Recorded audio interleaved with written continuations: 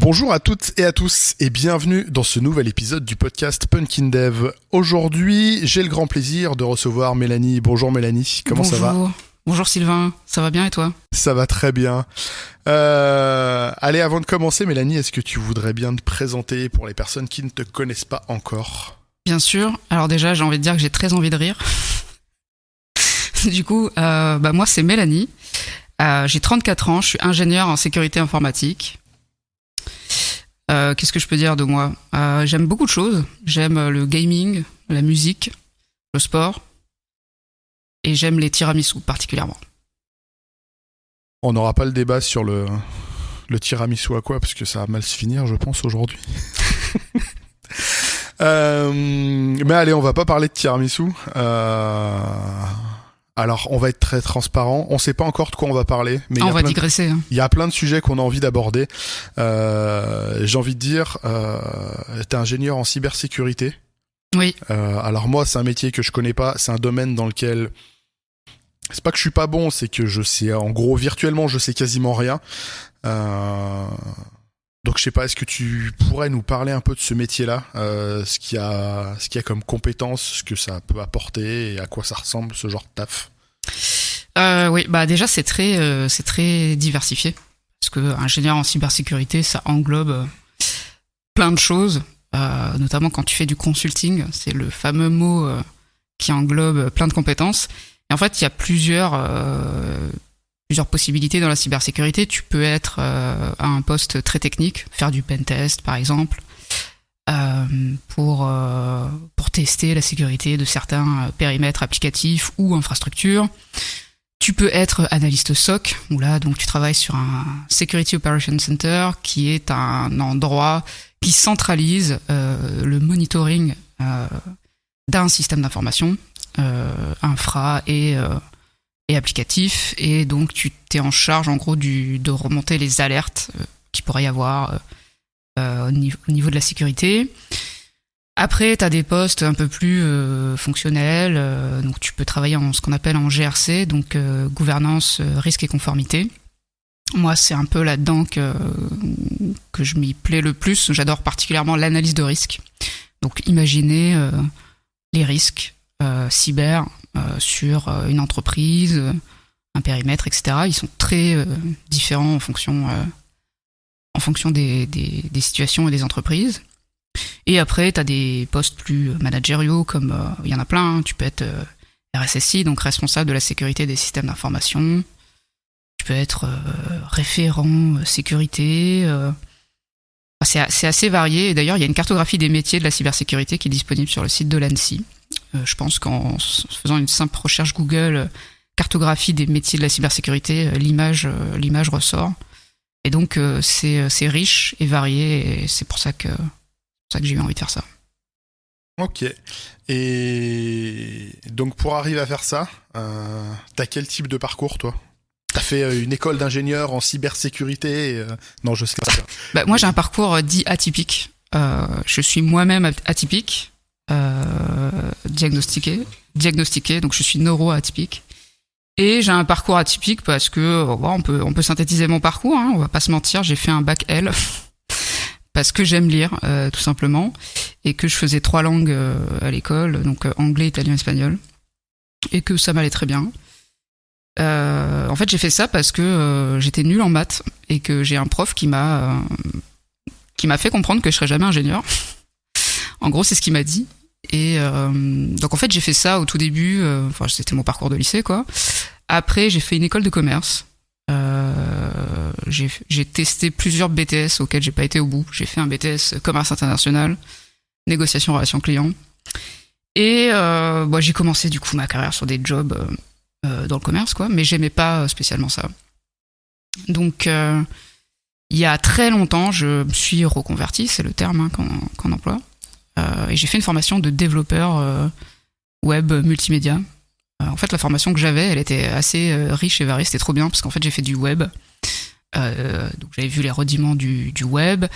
J'ai fait de la 3D, et ça, c'était incroyable, parce que j'ai fait une mini-animation en 3D, toute seule, avec 3ds Max. Et ça a fini en galette, sur un DVD, quoi.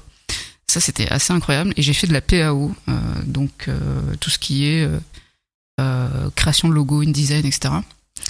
Et en fait, quand j'ai fini cette formation, qui était une formation diplômante Bac+2, j'ai quitté ma région natale, qui est la région PACA, pour arriver à Lyon. Et quand je suis arrivé à Lyon, j'ai poursuivi mes études dans l'informatique. Là, j'ai fait une licence en développement informatique, spécialité Java, J2E. Donc, on va pas se mentir, passer d'un bac L à Hibernate, ça peut faire très mal. Pour les neurones, bien sûr. Donc voilà, non sans douleur, j'ai eu ce diplôme et j'ai commencé ma carrière en tant que consultante. J'ai été embauchée à la fin de mon stage de fin d'études dans une ESN où j'ai commencé en tant que développeuse et j'ai détesté ça. J'ai détesté faire ça parce qu'en fait j'étais nulle en algorithmie et c'est toujours le cas. Et en fait, très vite, je savais que j'allais pas rester dans ce métier. Et puis, je me prenais tout de suite des remarques par des gars. J'ai d'ailleurs un collègue qui m'avait dit que c'était pas très sexy pour une femme d'être développeuse. Bref, j'avais un mélange de... C'est pas très classe pour un mec de dire ça. Mais... Non, c'est clair, mais j'avais un mélange de... J'étais en difficulté, j'avais un syndrome de l'imposteur et je me sentais pas hyper à ma place. J'étais ravie, par contre, de rejoindre l'informatique et je savais déjà que pour moi, ça allait être... les années qui allaient suivre allaient être tout simplement de la navigation sur différents postes parce que je me suis cherchée en fait longtemps sur ce que j'ai envie de faire et donc je suis passée de développeuse à UX designer. Ouais, je sais, c'est incroyable. Ce poste n'existait pas dans ma boîte. J'avoue. Et en fait, c'est énorme parce que j'ai eu la chance que un de mes premiers managers me fasse confiance. Et en fait, il y avait un besoin du UX designer pour la SNCF. Et sauf que ce poste n'existait pas dans ma boîte. Et mon manager est venu, il m'a dit hey, tu connais ça? Et moi j'ai fait non. Il m'a dit tu veux le faire? Et j'ai dit ouais. Et du coup j'ai fait ça. Alors que vraiment je sautais dans l'inconnu. Et d'ailleurs par cette occasion j'ai rejoint l'association FLUPA qui organise les UX Days en France, qui est l'association francophone du UX designer. Voilà, c'était bref mais intense et intéressant.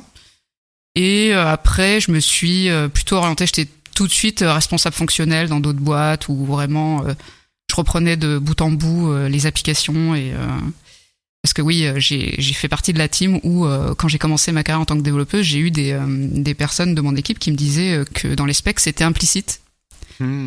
Ah, je sais pas si toi t'as vécu ça et du coup tu comprends rien, tu vois, quand c'est implicite en termes de dev. Bref, et moi on va pas se mentir, moi j'ai commencé ma carrière en 2016, en tout cas dans l'informatique, et très vite il y a eu le RGPD. Et en fait surtout 2016, ah ouais, je vais arriver à ça. Parce que comment je suis arrivé à la cybersécurité, c'est ça peut-être qui est intéressant. C'est que 2016, je sais pas si vous vous rappelez, mais c'est l'époque où l'histoire Snowden devient un peu mainstream, quoi. C'est-à-dire que on commence un peu à voir ce contenu sur Internet, qu'est-ce qui s'est passé, etc. Et moi, c'est vrai qu'à cette époque, quand j'avais vu cette histoire, je m'étais dit, waouh, quand même, la sécu, la sécu des données, c'est important quand même. Ça m'avait pas mal retourné, en fait, ça m'avait retourné, quoi. Et je pense que j'étais offusquée qu'un État puisse surveiller sa population. Ça m'avait un peu offusqué, je pense. Et en fait, très vite, j'ai voulu me spécialiser en cybersécurité. Donc j'ai fait des cours du soir au CNAM de Lyon, sur le cursus ingénieur informatique. Et en 2020, il y a plein de choses. Il y a le Covid. Moi, en 2020, je suis recrutée par le service central de la police technique et scientifique à Écully. Et en mars, mon recrutement est gelé à cause du Covid. Donc je suis rentrée un peu plus tard, après les aménagements liés aux distances de sécurité, enfin à tout le protocole sanitaire, quoi. Et en fait, en parallèle de ça, j'ai commencé un master en sécurité des systèmes d'info online avec l'université de technologie de Troyes. Donc c'est comme ça que je me suis spécialisée en cybersécurité. De fil en aiguille. Donc j'ai vraiment un parcours, on va dire, atypique. J'ai pas fait une école classique d'ingénieur, j'ai pas eu cette chance en fait. Tout simplement. T'as peut-être eu de la chance de pas en passer par là aussi, tout le monde le vit pas toujours bien. Mais je suis content déjà, tu dois être la première personne en 3 ans de podcast qui passe et qui dit j'ai fait dev et j'ai détesté ça. C'est très très rare et je suis content qu'il y ait au moins une fois cette voix qui puisse passer. Ouais, j'ai détesté ça et en fait j'ai détesté parce que j'étais en difficulté en algorithmie. Et en fait c'est des difficultés que j'arrivais pas à surmonter. Et en fait je subissais la pression, parce que t'as quand même une pression quand t'es quand t'es dev de dev rapidement. Sauf que moi j'avais un blocage, je pense, qui était psychologique, lié au fait que j'étais une ancienne enfant en échec scolaire. Et en fait j'ai pas réussi à surmonter ça. Et en fait, c'était plus facile de me réorienter vers un autre poste dans l'informatique que de surmonter mes difficultés. Je sais que c'est pas le meilleur move en termes de courage, mais en fait, j'ai maintenu ce blocage malheureusement, et j'ai pas réussi à le dépasser. Et je pense que même si je l'avais dépassé, je suis pas certaine que dev ça aurait été ma place. Ta place où elle est maintenant, elle a l'air bien. Alors, on va pas se mentir, 2023, enfin en tout cas ce début d'année est incroyable pour moi parce que j'ai décidé de faire des conférences. Ouais. Ça fait 5 ans que je veux faire des conférences. Et cette année, je me suis dit, je me lance, et je me suis lancé avec le tremplin de Mixit. C'est comme ça qu'on s'est rencontrés. Ouais, avec le tremplin dans Craft Records. Si vous voulez plus de détails sur Craft Records, il y a un épisode là-dessus où Julien Topsu vient expliquer ce que c'est. Mais effectivement, c'est un super truc. C'était quoi ta première conf du coup? Tu fais un petit résumé? Ouais. Allez, juste un teaser pour. Ouais, un petit teaser. De toute façon, cette conf, je vais la rejouer. Là aujourd'hui, parce qu'il faut le dire aussi quand même, c'est important aux auditeurs. On enregistre le dimanche 14 mai. Il est 13h54. On est chez Sylvain, on a bien mangé, on a bien bu, et voilà. Et donc du coup, ma prochaine conf que je vais rejouer, le 26 mai au DevFest à Lille, s'appelle Réfléchir avant de cliquer. Comprendre les enjeux liés à nos données, comprendre les risques liés à nos données personnelles en ligne. Et donc en gros, dans cette conférence, qui est une courte conférence qui dure 20 minutes, je reviens notamment sur les risques liés aux réseaux sociaux. Donc les risques à la fois individuels et collectifs. Donc vous avez peut-être vu passer le scandale Cambridge Analytica en 2018, le fameux scandale Facebook Cambridge Analytica où cette entreprise a récupéré les données personnelles de millions d'Américains sur Facebook dans le but de favoriser les élections de Donald Trump. Voilà, donc globalement, moi, c'est un sujet qui m'intéresse, et c'est ça le premier sujet que j'ai fait. Ok, alors c'est le sujet, moi je l'ai déjà vu plusieurs fois, parce que j'ai eu la chance de le voir naître un petit peu. Si vous avez l'occasion, allez la voir au DevFest Lille qui vient. Sinon, il y a un replay du Mixit. Je sais pas s'il est déjà. Ouais, alors il est pas encore en ligne en effet, mais sur le site de Mixit, il rediffuse toutes les conférences qui ont été enregistrées. Donc la mienne devrait être en ligne. Ça devrait pas tarder. Prochainement. Je vous y invite. C'est une conf un peu coup de poing, parce qu'il y a des trucs on sait. Oui, faut faire attention à ce qu'on publie. Dans la réalité, au quotidien, on fait pas du tout attention. On fait un selfie, on le balance sur les réseaux, et il y a plein de choses qui peuvent se trouver, qui peuvent donner des infos sur qui on est, où on est, avec qui, ce qu'on fait, et partir du principe qu'on n'a rien à cacher, c'est oublier qu'il y a des gens qui monétisent grandement tout ça. Donc c'est une bonne piqûre de rappel, ou même pas de rappel, des fois c'est juste une première dose qui est bonne à prendre. Enfin moi j'aime bien. Et t'as une deuxième conf qui est en préparation? Alors effectivement j'ai une deuxième conf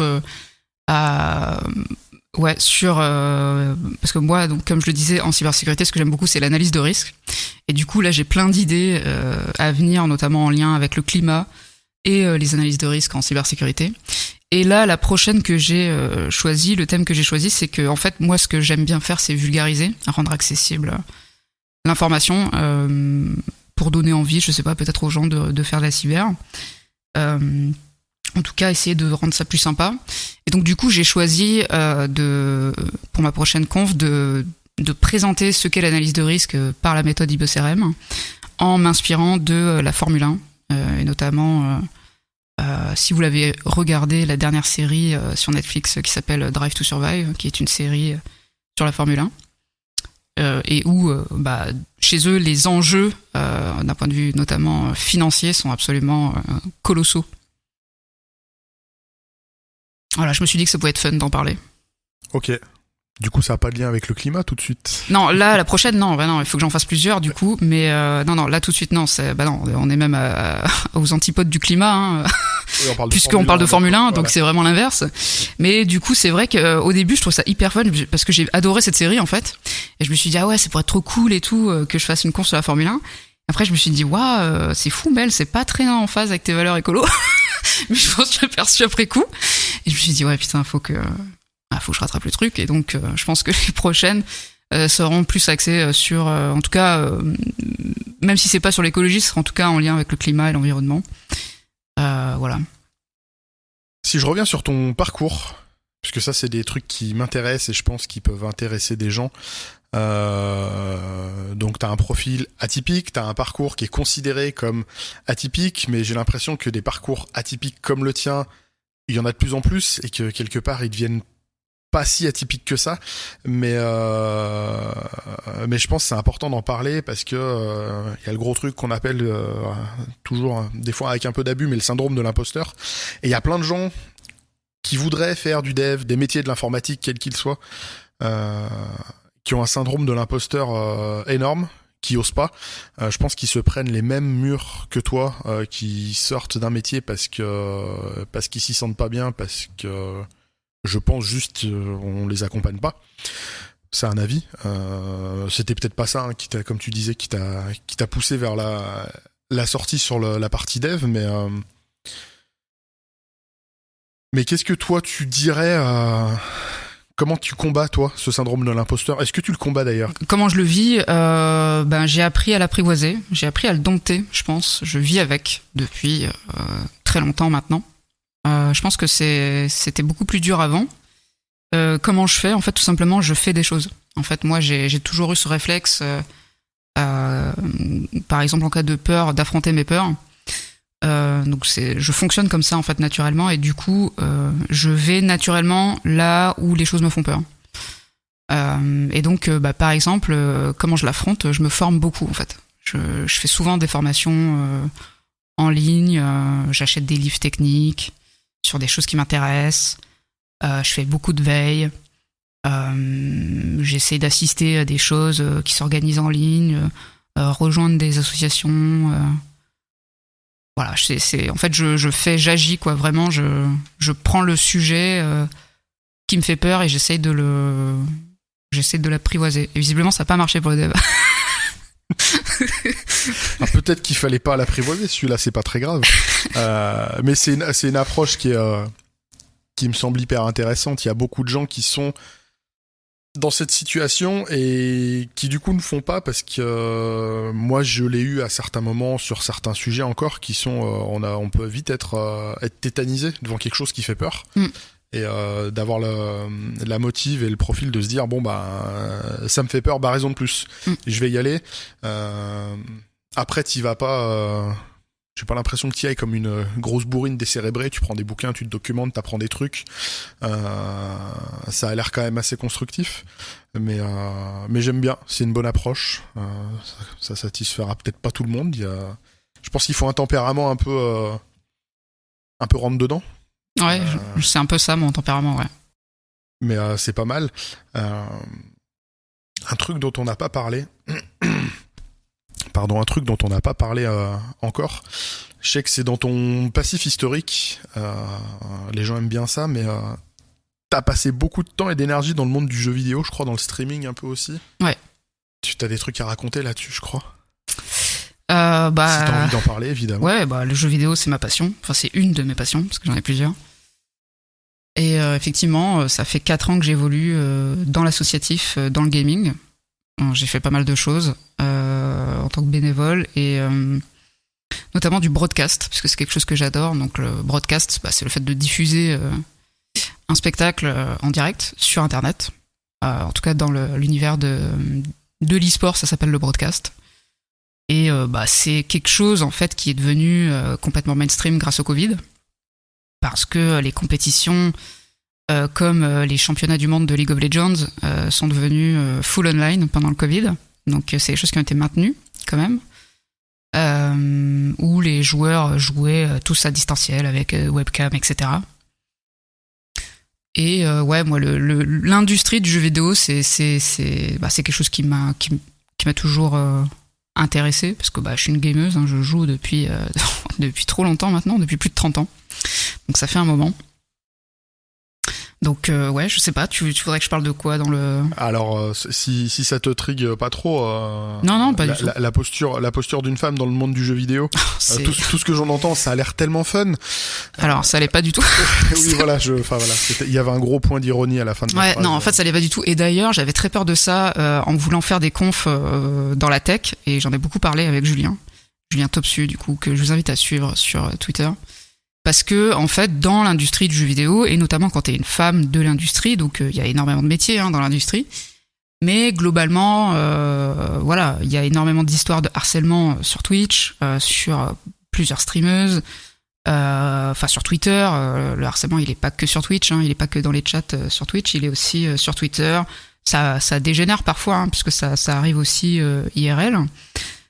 Donc il y a des streameuses qui se sont fait complètement harceler en bas de chez elles par des dégénérés, quoi. Et globalement, moi j'avais très peur de ça, parce que dans le jeu vidéo, quand t'es une femme et que tu donnes ton avis et que ça plaît pas à certains, en fait tu te prends une vague de shitstorm dans la gueule sur Twitter, et c'est un enfer, en fait. C'est un enfer. Donc moi j'avais très très peur de ça en voulant faire des confs dans la tech. Je me suis dit, oh là là, imagine, il y a Jean-Michel misogyne là qui va m'expliquer c'est quoi la vie, ou qui va me dire retourne dans ta cuisine en DM sur Twitter. Et je me suis dit, ah ouais, mon Dieu, au secours. Surtout que t'avais bien commencé avec un dev qui te disait que c'était quand même pas très sexy pour une femme de faire du dev. Mais ce qui est incroyable, c'est que c'est un mec qui a littéralement mon âge, c'est un mec de ma génération, quoi. Et quand il m'a dit ça, je me suis dit, putain, c'est fou, quoi. Il aurait eu, je sais pas, 30 ans de plus, ça m'aurait moins choqué, je pense. Parce que je me serais dit, bon, il est vieux, quoi. Mais non, un mec de mon âge, quoi, ça m'a vraiment... Non, mais il y a pas d'âge pour ça, je crois. Ouais, non, c'est clair, mais... On s'attend plus à ces comportements venant de profils des fois plus âgés, issus d'une autre époque, un autre bagage culturel, mais non, ça perdure. Ouais, de toute façon, je pense que toute femme, partout, dans n'importe quel secteur, on s'est toute prise, une remarque sexiste ou misogyne, à un moment donné ou à un autre. Et en fait, c'est catastrophique, c'est catastrophique, il y a pas d'autre mot, je pense, d'entendre ça ou de subir ça. Je sais que tout le monde sort des dingueries sur Twitter, et c'est bien. Moi, je félicite vraiment toutes les femmes qui prennent la parole sur Internet, sur les réseaux, de manière publique, parce que je sais qu'elles s'exposent à un risque. Voilà, on parle de risque dans ma conférence. Ouais. Et bien, par exemple, quand t'es une femme et que tu prends position sur des sujets de société, des sujets d'actualité comme le sexisme ou la misogynie ou l'inclusion, la diversité, moi je sais que ces personnes-là s'exposent à un risque plus élevé de cyberharcèlement, et c'est délétère, en fait. C'est délétère pour la santé. Ça devrait être vraiment le harcèlement sur Internet devrait être vraiment puni, devrait être sévèrement puni, à mon sens. Pris plus au sérieux, parce que même plus au sérieux, ouais. S'il y a des textes qui existent, dans les faits, il y a toujours un delta énorme entre ce que les textes disent et ce qui est appliqué en vrai. J'ai l'impression qu'ils font une montagne de preuves pour qu'il se passe quelque chose. Alors de temps en temps, il se passe quelque chose, parce qu'effectivement, tu parles de streameuses, il y en a eu. Alors j'ai pas les noms, je suis pas dans le Twitch game, mais il y en a eu récemment qui ont eu gain de cause sur des procès, mais même si elles ont gain de cause. Elles sont ravagées, les pauvres. Enfin, je veux dire, elles ont pour 10, 15, 20 ans à s'en remettre, si elles s'en remettent vraiment. Parce que quand il y a des menaces de viol, de mort, d'agression sur elles, sur leur famille, sur tout, qu'elles sont suivies, même si un ou deux coupables sont punis, font de la prison, est-ce que ça dissuade suffisamment les autres? J'ai l'impression qu'il y a un niveau d'impunité qui est incitatif à continuer, parce qu'au global, c'est l'impression que moi j'en ai, parce que je suis pas victime de ça, donc voilà, ça reste une impression. Mais effectivement, pourtant, les textes ont l'air d'exister. Enfin, je sais pas, t'as peut-être... Ouais, mais en tout cas, la réponse est non. C'est-à-dire que même non, dans le sens non, c'est pas dissuasif. Pourquoi ? Parce que même les mecs condamnés, on a vu le cas sur Twitter, parce qu'on arrive à suivre les histoires, en fait. Même les mecs condamnés réharcèlent après la même fille, en fait. C'est incroyable. Ah oui, non, mais c'est catastrophique. J'ai même pas les mots, en fait, tellement que c'est horrible. J'avais cette naïveté de croire que une fois qu'ils avaient été condamnés, ils se calmaient en fait. Non, ils récidivent. Ah non, mais je te garantis qu'ils récidivent. C'est ça qui est terrible. C'est pour ça que vraiment, je vais pas mentir. On va se confier un peu. On est là un peu. Moi, parfois, j'ai des collègues que j'aime bien et que je vois sur Twitter. Et en fait, des fois, je m'inquiète en fait pour elles. Je dis rien, mais et en fait, ça m'inquiète des fois. Ça me travaille en fait. Je me dis. Ouais, je pense que des fois j'ai peur pour certaines, ouais. Parce que je sais les risques en fait, et il suffit, c'est qu'une question de temps en fait, et il suffit d'avoir le tweet de trop et de malheureusement le poster au mauvais moment où il y a un dégénéré qui va prendre à partie la personne et ouais, des fois ça m'inquiète, ouais. D'autant que ces gens-là, j'ai l'impression, sont organisés, méthodiques dans leur façon de faire. C'est un autre truc que tu dis dans ta conf, Internet n'oublie jamais. Donc quoi qu'il se passe, il y aura toujours des screens qui vont être faits, qui peuvent être déformés, repostés à droite à gauche. Enfin, oui, effectivement, je comprends. Mais il y a même des faux tweets qui ont été postés à l'époque, qui ont été retravaillés pour attiser la haine en fait. Donc en fait, le problème des trolls sur Internet et du cyberharcèlement, c'est que ces gens-là n'ont pas de limite en fait. Ces gens-là n'ont vraiment pas de limite et c'est ça qui est effrayant et c'est pour ça qu'effectivement il faut qu'il y ait des mesures plus strictes qui soient mises en place par les autorités et par le gouvernement, en tout cas en France, dans notre pays, et ailleurs bien sûr, pour punir ces actes-là parce que le harcèlement, on le sait, le harcèlement tue, que ce soit le harcèlement scolaire, le harcèlement sur Internet, en fonction de son genre, son orientation sexuelle, ses opinions politiques, en fait toute discrimination, à partir du moment où elle génère un harcèlement, il y a un risque délétère pour la santé. Et la santé tout court, c'est pas que la santé mentale, ça peut atteindre aussi la santé physique, on peut devenir malade. C'est vraiment, moi c'est un sujet dont je parle dans ma conf parce que c'est un sujet difficile et c'est un sujet où j'ai trop vu en fait de vagues de harcèlement sur Twitter, j'ai trop vu de shitstorm, j'avais trop vu notamment dans l'industrie du jeu vidéo quoi. Il y en a tellement que c'est plus possible en fait. C'est plus possible quand c'est des gens que vous côtoyez, à un moment donné ça rend dingue en fait. C'est un sujet qui est un peu lourd. Ouais, on va essayer de faire plus léger. Lourd au sens pas que ça me saoule, mais qui est lourd, qui est pesant. Ouais. Parce que l'ambiance est clairement pesante là-dessus. Tu parlais en France et d'autres pays. Je sais pas si t'as des connaissances, des exemples d'autres pays qui géraient ça peut-être mieux que nous ou. Non, je vais pas mentir, j'ai pas de connaissances sur le traitement du cyberharcèlement dans d'autres pays. Je me suis pas renseigné dessus, pour être honnête, parce qu'en fait c'est déjà, comme tu l'as dit, un sujet lourd. Et en fait, quand tu commences à creuser, ça peut vraiment avoir un impact sur toi, comment tu te sens. Que j'essaye quand même d'y aller avec pas avec parcimonie, mais en tout cas d'y aller quand je suis suffisamment en forme pour y aller. Voilà, pour pas que ça se retourne contre moi, parce que c'est un sujet très difficile. Ouais. Ça, c'est ce que je dirais aux personnes si vous voyez des femmes ou autres, parce qu'il n'y a pas que des femmes ou d'autres minorités qui commencent à s'engager sur les sujets qui sont les leurs, qui sont ces sujets justement de discrimination, de diversité, tout ça.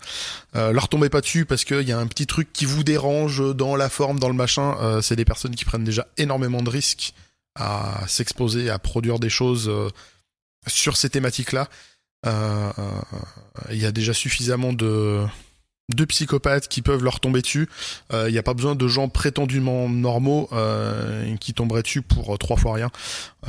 Donc si vous n'êtes pas d'accord, soit vous avez un ton très constructif et vous avez des vrais arguments, soit juste écoutez. Abstenez-vous. Ouais. Et voilà, abstenez-vous et écoutez, et vraiment écoutez avec une oreille au maximum tant que possible défaite de tout biais d'opinion. Mettez vos avis de côté et dites-vous j'écoute, et pendant un certain temps je vais me dire ok, je vais considérer tout ce que j'entends est vrai.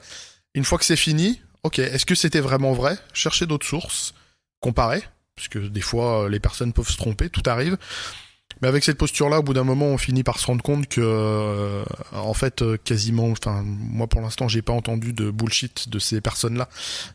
Tout est vrai, et même en général, la vérité est bien au-delà de ce qui est présenté par ces personnes-là. Quand on parle de d'harcèlement, de sexisme, de misogynie, de racisme, dans le jeu vidéo, dans la tech, en général, ce qu'on entend en conférence, qu'on peut lire dans des articles, c'est une version édulcorée en fait, quelque part, de ce qui se passe vraiment. La réalité est souvent tellement plus trash et c'est tellement inquiétant. Donc ouais, faites des efforts, cultivez-vous là-dessus, ça vaut le coup. Et en plus après, il y a des gens qui viennent vous parler, qui du coup vous font confiance et on apprend encore plus de choses et c'est sympa. On va essayer donc de réalléger le sujet. Ouais, on va essayer de pas déprimer, là c'est dimanche, il fait beau. Alors, ça va être compliqué parce que la question qui venait était pas censée... Alors, on va peut-être pouvoir troller un peu plus facilement. Allez, non, en fait, sans transition, la pédophilie sur Internet. Ça, tu en parles dans ta conf. Ça, j'en parle dans ma conf aussi. C'est pas le sujet. Pareil, c'est un sujet qui est vraiment intéressant. Peut-être on fera un épisode dédié là-dessus si ça vous intéresse. N'hésitez pas à le dire. Non, moi, c'était justement la question du cyberharcèlement. Comment on gère ça? Et j'ai l'impression qu'on a des politiques qui ont envie de dire, en fait, à chaque fois qu'on leur pose la question, j'ai l'impression que la réponse c'est le problème, c'est l'anonymat sur Internet. Alors si effectivement il y a des gens qui je parle toujours d'impression parce que j'ai pas vraiment de connaissances, mais je pense qu'il y a des gens qui ressentent une forme d'impunité parce qu'ils ont un pseudonymat sur Internet. Et j'ai pas l'impression que ce soit ça le problème de fond, ni que lever le pseudonymat ou l'anonymat réglerait quoi que ce soit, puisque les gens, on les retrouve. Ah oui, non, mais ça n'existe pas, l'anonymat sur Internet. Ça n'existe pas. C'est un mythe. En fait, il y a le pseudonymat, oui, mais on n'est pas anonyme en fait sur Internet, parce que si on veut te retrouver, on te retrouve. Voilà, il suffit de le vouloir, d'avoir les moyens d'autorité compétentes pour le faire, et on te retrouve. Donc l'anonymat sur Internet, ça n'existe pas. Et en fait, pour moi, effectivement, il y avait ce problème qui était évoqué notamment sur Twitch, de justement de rassembler un pseudo à une adresse IP pour les trolls qui venaient harceler les streameuses sur Twitch. Moi, j'ai pas la solution en fait à ces problèmes de cyberharcèlement. En tout cas, ce que je peux dire de ce que j'en ai pu observer, c'est que il y a trop de en fait, c'est comme beaucoup de sujets de société. En fait, il y a trop de plaintes et pas assez de sanctions. En fait, souvent, les femmes courageuses ou les autres personnes qui subissent du cyberharcèlement osent porter plainte ou osent faire un signalement sur Pharos, etc. En fait, la plupart du temps, ces gens-là, ça fait longtemps qu'ils ont signalé la problématique de cyberharcèlement. Et en fait, le problème derrière, c'est qu'au niveau de la justice française, ça met un temps pas possible, il se passe rien, alors que t'as des filles qui reçoivent des menaces de mort et de viol H24 dans les DM, sur tous les réseaux sociaux, et en fait il se passe rien, c'est-à-dire que je sais pas si la problématique, alors oui certainement, déjà ces gens-là sont pas pris au sérieux à mon sens, et c'est déjà rien que ça va pas, et en fait surtout, en fait j'ai l'impression qu'en France, et ça c'est sur beaucoup de sujets, en fait j'ai l'impression qu'en France on attend qu'il y ait quelque chose d'irréversible qui arrive pour pouvoir agir. Et ça, c'est pas acceptable. C'est pas acceptable, en fait, que des gens mettent fin à leur jour alors que les autorités aient été alertées du harcèlement qu'ils subissaient. Ça me paraît pas acceptable. On est bien d'accord. Raté pour la question. On est sur une bonne grosse déprime, là. J'espère que vous, ça va. Après, c'est difficile de sortir de ce sujet-là. C'est difficile. De remonter le truc, parce que c'est un sujet qui est important. C'est un sujet qui est inhérent dans la tech. Alors, ça veut pas dire que c'est comme ça partout, pareil.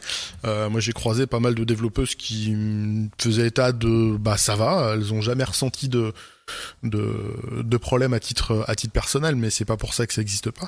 Mais du coup, c'est difficile de rebondir sur un sujet un peu moins... Ouais, désolé, hein, et dire que j'avais dit en début de podcast que j'avais très envie de rire, vraiment, je m'excuse. Hein. Je suis... Trigger warning, cyberharcèlement, j'espère que vous m'en voulez pas. Après, tu travailles dans la cybersécurité... J'ai travaillé à la police technique et scientifique aussi, ça je l'ai pas dit. Tu l'as dit, je crois, au début, mais je sais plus si je l'ai dit, mais effectivement, en fait, c'est une expérience qui m'a marqué. Est-ce que tu as le droit de raconter un petit peu? Non, j'ai pas le droit évidemment de dire ce que j'ai fait, mais j'ai le droit de dire que du coup, j'ai travaillé dans un service de collecte de preuves, donc de preuves criminelles, que ce soit sur des femmes battues ou des affaires de pédocriminalité ou de terrorisme, etc. Et en gros, y a des services de la police qui sont en charge donc du coup des investigations forensiques, donc forensiques au sens littéraire du terme et non pas informatique. Donc qui est donc des investigations légales en criminologie. Et donc après, tu fais un compte rendu au procureur de la République, en gros un compte rendu technique quoi, informatique. Et après c'est eux qui prennent la décision en fonction de des charges à l'encontre de la personne qui a commis le crime quoi.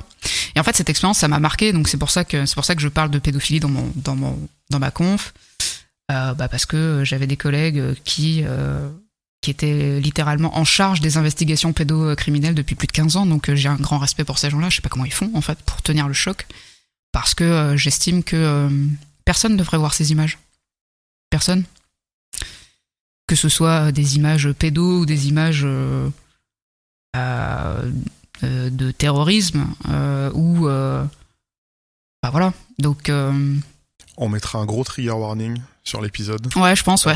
Il y a beaucoup de mots-clés. Ouais, il y a beaucoup de mots-clés, ouais.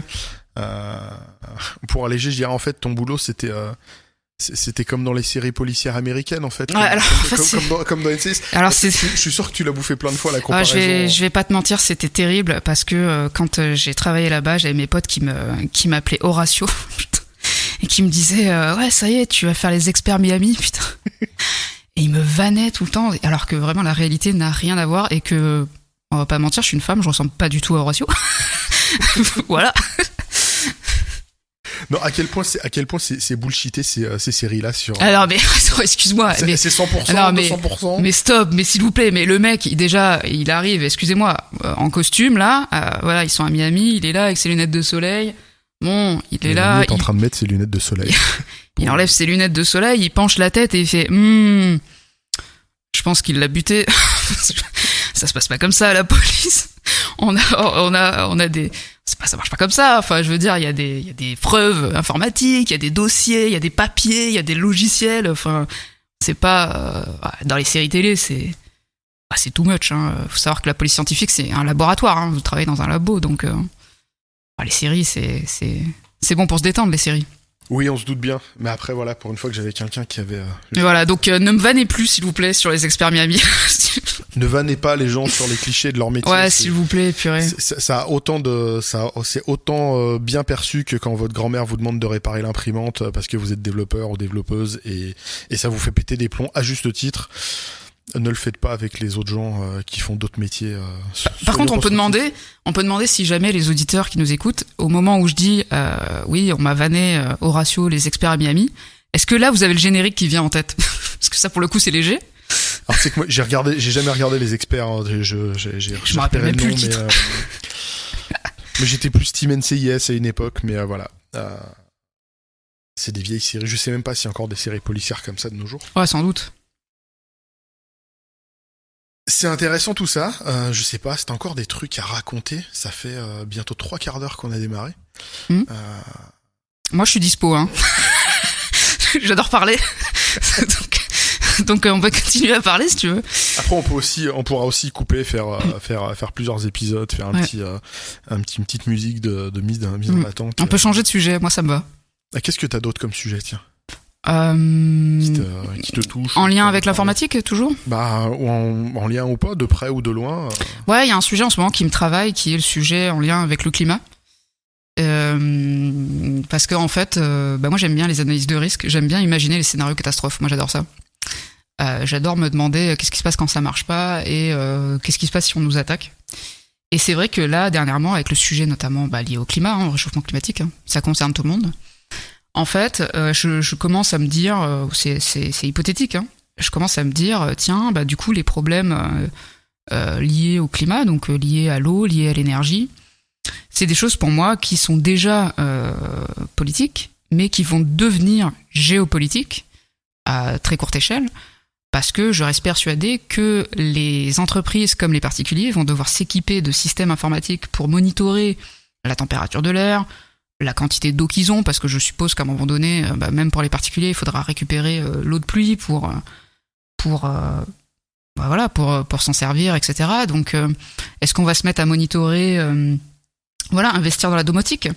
Et je pense aux entreprises et notamment au smart building. C'est un sujet qui a été un petit peu ralenti, là, en tout cas en France, ces dernières années, mais du coup de construire des bâtiments intelligents, donc des fois déjà d'un point de vue énergétique, donc par exemple mettre en place de la verdure sur les toits, etc., ou des panneaux solaires, etc. Bon, après je suis pas ingénieur civil, donc les ingénieurs civils qui nous écoutent pourront proposer les solutions liées à l'environnement et aux constructions dans le BTP, mais je reste persuadé que on a déjà évoqué le système de reconnaissance biométrique pour rentrer dans les entreprises.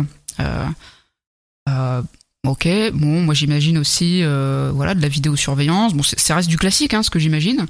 Mais je me dis que maintenant, quand on va se mettre à monitorer tout ça, donc je pense aux OIV, donc je sais pas, les centrales nucléaires, ceux qui recyclent l'eau, etc. On va commencer à se dire, je me dis qu'en termes de cyberattaque, quand ça deviendra géopolitique mondiale, les autres pays vont vouloir savoir qui a de l'eau, combien de quantité, qui a de l'électricité, en combien de quantité, où ça.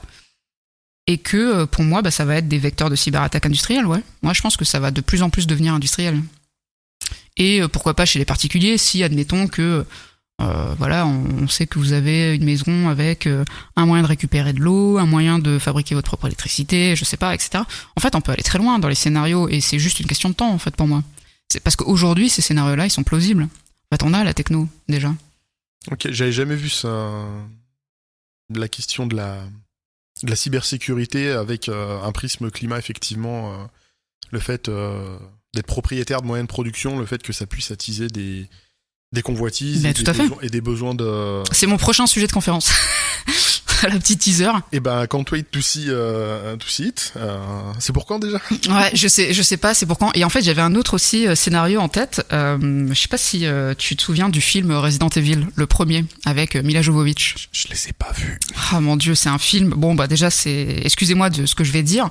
C'est un navet. Je dis ça parce que on est très éloigné du jeu, de l'histoire originale du jeu vidéo. Faut pas oublier. Resident Evil, c'est une saga de jeux de survival horror. Et donc le premier film qui a été adapté, a pas grand chose à voir, même si on récupère le nom d'Umbrella, etc. Et en fait, j'ai repensé à ce film il y a pas longtemps, parce que dans ce film, donc du coup l'entreprise Umbrella Academy, c'est un gros building, quoi, en gros, avec plusieurs étages et donc plusieurs sous-sols. Et en fait, c'est marrant parce que ce building, il est dirigé par un ordinateur central qui est une intelligence artificielle qui s'appelle la Mer Rouge. Et c'est marrant parce que l'intelligence artificielle, on en parle beaucoup ces derniers temps, et ça va de plus en plus se développer dans les prochaines années. Et dans le film, désolé, je vous spoil, mais bon, c'est un film qui a 20 ans, donc pardonnez-moi. Vas-y, spoil. Pardonnez-moi. Donc les protagonistes, il y en a certains qui meurent parce que, par exemple, l'ordinateur central, donc l'IA, contrôle le building entièrement. Et là, l'IA contrôle entièrement le building. Et en fait, il y a des moments où elle lance des lasers, et en fait, les lasers découpent les protagonistes. Ou je crois qu'il y en a un qui meurt la tête décapitée dans un ascenseur. Et en fait, je me suis dit, tiens, c'est marrant, parce que ce scénario-là, il est plausible aujourd'hui. Aujourd'hui, avec l'intelligence artificielle, avec ce qu'on pourrait en faire, avec son développement dans les prochaines années, ça me paraît pas impossible qu'on puisse déléguer la gestion d'un bâtiment type smart building à une intelligence artificielle. Alors attention, je dis pas que c'est en pilote automatique et c'est YOLO, évidemment, supervisé par des êtres humains, Dieu merci, enfin j'espère. Mais je me dis, ça peut arriver. J'aime bien penser à ces trucs-là parce que ça permet de se dire, bon, est-ce que c'est plausible, oui ou non, à quelle échelle, et en fait à quelle échelle de temps aussi, quelle échelle temporelle. Parce que, admettons, là, si je repars sur mon scénario précédent, admettons, un bâtiment qui recycle de l'eau, admettons, et donc qui en contient, admettons que ce bâtiment, il soit un smart building, donc qui soit entièrement piloté par une intelligence artificielle, donc par un ordinateur central, intelligence artificielle ou pas, qui soit piloté par un ordinateur. À partir du moment où il y a un système informatique, il y a un risque de cyberattaque. En fait, c'est aussi simple que ça. Et donc je me dis, bah voilà, si l'eau, bah c'est déjà le cas, hein, c'est déjà politique, mais si demain c'est géopolitique parce que c'est vraiment la crise, bah, il y aura forcément des États ou des cybercriminels qui voudront s'attaquer à ce bâtiment pour savoir combien il y a d'eau, quelle est la quantité, quelle est la qualité de l'eau. Enfin voilà, je sais pas. Après peut-être que je vais trop loin, c'est ce qui n'est pas impossible, mais en tout cas c'est. Alors effectivement, tu vas chercher des trucs super loin. Moi, j'étais jamais allé sur ce type de scénario dans ma tête, mais ça me paraît quand même déjà hyper intéressant de se poser la question. Moi, je me la suis posée un tout petit peu, parce que des fois, on te vend de la sécurité, et pour moi, on me vendait de l'insécurité. Quand j'ai aménagé dans la maison dans laquelle j'habite aujourd'hui, étrangement, dans les quelques semaines qu'on suivi, on a eu toutes les entreprises justement de sécurité qui sont venues essayer de nous vendre leurs trucs. Et moi, il y a quelque chose qui me posait souci, c'était le gars me proposait de mettre des caméras dans mon domicile pour identifier les intrusions. Et je disais, mais enfin non, c'est-à-dire vous identifiez les intrusions, mais quel est le niveau de sécurité? Qu'est-ce que j'ai comme garantie? Et la garantie, c'est très très sécurisé, on n'a jamais eu de problème. Alors, désolé, ça me suffit pas comme argument, et j'ai l'impression que sous couvert de sécurité, on allait me surconnecter ma baraque et en fait la rendre moins sécure que ce qu'elle est aujourd'hui. Avec aujourd'hui la maison, il y a une connexion internet et elle est pas trop soumise à des attaques cyber potentielles. Or, on peut pas me baisser mes volets roulants sans être physiquement sur place et appuyer sur le bouton qui déclenche le truc. Ça, c'est pas commandable en domotique. Ouais, mais tu vois, admettons le même cas, mais d'un non-informaticien qui s'équipe d'un système de vidéosurveillance. Ouais. Et on le sait, aujourd'hui, les systèmes de vidéosurveillance, notamment des particuliers, enfin à domicile, voilà, si tu les paramètres pas correctement, tu vois, si tu mets pas un mot de passe, etc., c'est des portes ouvertes parce que c'est des trucs par défaut, en fait. Donc ça, c'est un risque en cyber de laisser les logins mots de passe par défaut d'un système. Admettons quelqu'un qui est non informaticien, qui a beaucoup d'argent, donc une villa luxueuse, je sais pas, qui installe un système de vidéosurveillance complet. En fait, la personne, elle peut être exposée à une surveillance en fait permanente par des gens qu'elle connaît pas. En fait, parce qu'il suffit que ce soit accessible depuis l'extérieur, depuis un réseau extérieur. Et en fait, on peut surveiller ce que fait la personne. En fait, en tout cas, aujourd'hui, c'est pas un scénario catastrophe. C'est-à-dire que c'est un scénario, on a la techno, on peut le faire. C'est tout à fait possible. Oui, bah je pense que tous ces systèmes-là, maintenant, ils sont connectés sur Internet, puisque ça faisait partie de l'argument de vente qu'on me disait, c'est s'il y a une intrusion, le système de vidéosurveillance à l'intérieur de la maison prendra une photo. Et dans ma tête, c'était, mais je veux pas qu'il y ait une caméra qui me filme. Ouais, et puis tu peux désolé, même. Quand je sors de ma chambre le dimanche matin, que je suis en caleçon, j'ai pas envie qu'on puisse me filmer. Ah non, mais ça filmera pas, ça filme que en déclenchement, machin. Je fais, mais qu'est-ce qui me permet d'être sûr de ça? Et à quel point est-ce que c'est fiable? Est-ce que le produit est fiable? Et la seule réponse qu'on m'a dit, si, croyez-moi, c'est très fiable. Signe en bas, ça fera tant. Je fais, au revoir monsieur, à la prochaine. Oui, mais j'ai pas envie de ça. Tu peux aussi monitorer tes caméras depuis ton smartphone. Et puis il y a même des systèmes. Moi j'ai un pote qui a ça chez lui en Ile-de-France. Il a un système de caméra surveillance chez lui avec un système de haut-parleur. C'est-à-dire s'il y a une intrusion chez lui, il peut depuis son smartphone parler dans le haut-parleur qu'il y a chez lui. C'est dingue. Je trouve ça. Alors à quel niveau c'est sécurisé ce genre de produit? À quel niveau c'est susceptible de se faire hacker et que n'importe qui puisse récupérer les images de l'intérieur de ma maison. Si le réseau est accessible depuis Internet et non sécurisé, il suffit juste que quelqu'un passe sur un site qui il y a des sites connus qui répertorient toutes les cams qui sont ouvertes. Je sais même plus comment il s'appelle ce site, mais il y a un site qui est connu. Tu peux aller sur Google, je sais plus c'est quoi le nom par contre. Et t'as accès à toutes les caméras disponibles, ouvertes sur Internet. Mais c'est effrayant de voir ça. Et donc du coup, à partir du moment où le système il est connecté à Internet, bah il y a une vulnérabilité. C'est-à-dire si c'est pas sécurisé, tu t'exposes à une vulnérabilité. Alors on va pas se mentir, quand on est Jean-Michel tout le monde, souvent les cyberattaques c'est c'est l'entourage, c'est quelqu'un qui vous déteste, c'est des conflits commerciaux, c'est des choses comme ça. Voilà, ou alors un hacker qui s'amuse parce que votre réseau est ouvert, je sais pas. Voilà, il faut pas non plus se mettre à paniquer, mais Il faut à minima quand même se poser la question de qu'est-ce que je choisis de mettre en accès sur Internet et le cas échéant, comment on le sécurise, comprendre les risques, mettre à minima des mots de passe assez forts, s'assurer que les protocoles utilisés sont sécurisés, sont un minimum sécurisés. Alors ça, le problème, c'est qu'il faut avoir une certaine culture, puisque moi, à part pour le coup, j'ai des panneaux solaires sur le toit, j'ai leur production qui est accessible depuis mon smartphone, ça passe quelque part en ligne.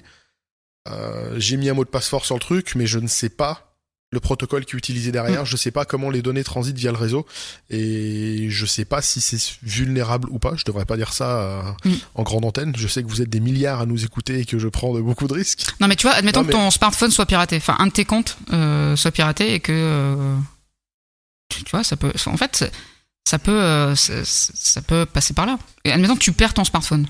Enfin, aujourd'hui, je suis désolé de vous le dire, mais si vous égarez votre smartphone, je vais pas vous mentir, avec un câble USB et un logiciel, ça peut être un peu long selon votre niveau de compétence, mais on récupère tout ce qu'il y a sur votre téléphone, même ce qui a été supprimé. Ouais. D'où l'intérêt de crypter au maximum tout ça. Je sais qu'il y a des marques qui le font plus ou moins bien. Moi, j'ai essayé de récupérer un vieux smartphone de ma femme, on avait oublié de sauvegarder des photos, elle avait oublié le code, j'ai jamais réussi à rentrer dedans parce que le truc était quand même bien crypté et je suis pas hacker de métier. Il y en a certainement qui arriveraient, mais moi j'ai pas été capable de le faire avec les logiciels que j'ai trouvés facilement. Ce qui était rageant de me dire je suis en train d'essayer d'hacker un téléphone à nous parce qu'on a juste oublié le mot de passe comme des andouilles. Après, tu vois, ça demande pas forcément d'avoir des compétences de hacker. Je vais te donner un truc là, auquel je pense. Un téléphone Android.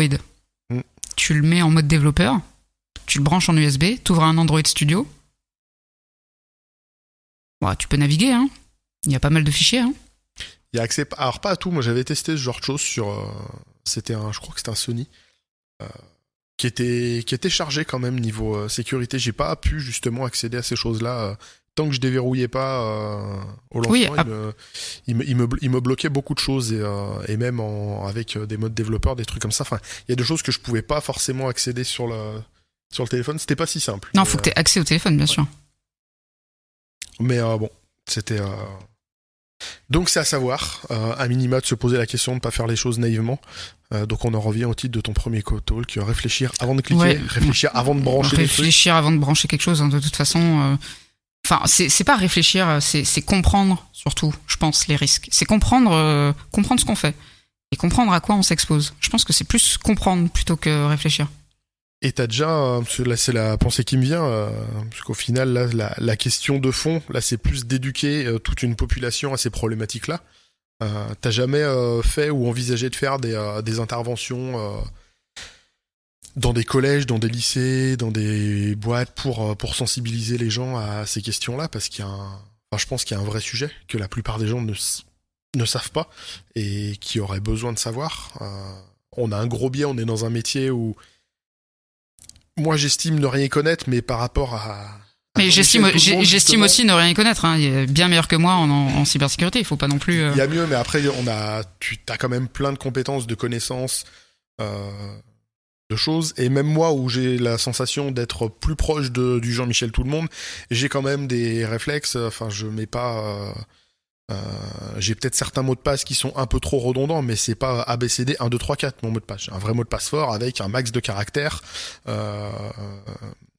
voire après il y a des mots de passe qu'il faut faire générer, tout ça c'est encore mieux, mais je pense qu'il y a une vraie éducation là-dessus à faire.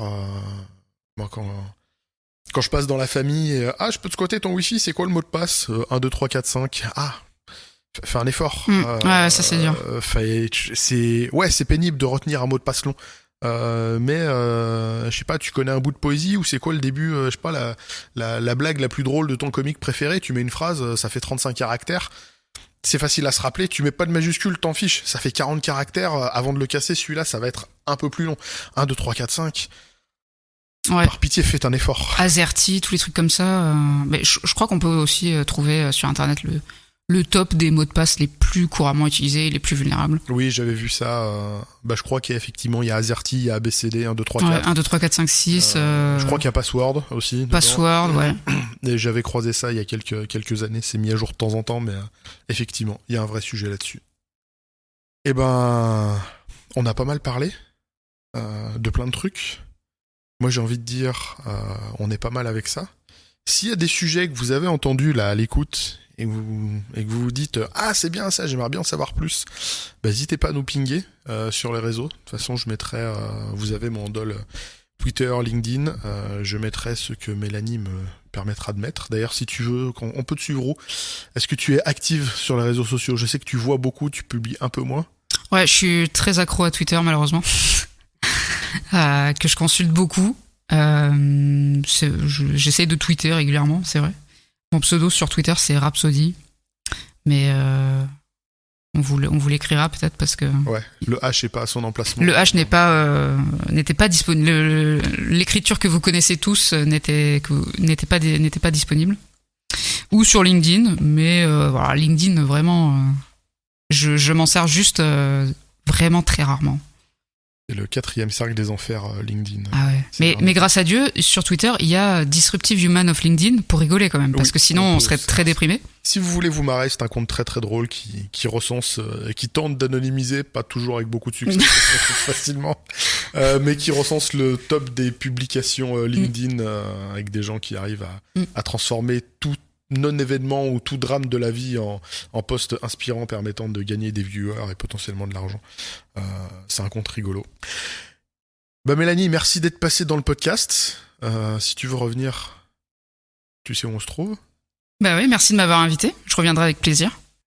Et puis, quant à vous qui nous avez écoutés jusque-là, il me reste à vous souhaiter une excellente fin de semaine. À la prochaine pour un nouvel épisode. Et d'ici là, geekez bien et codez bien.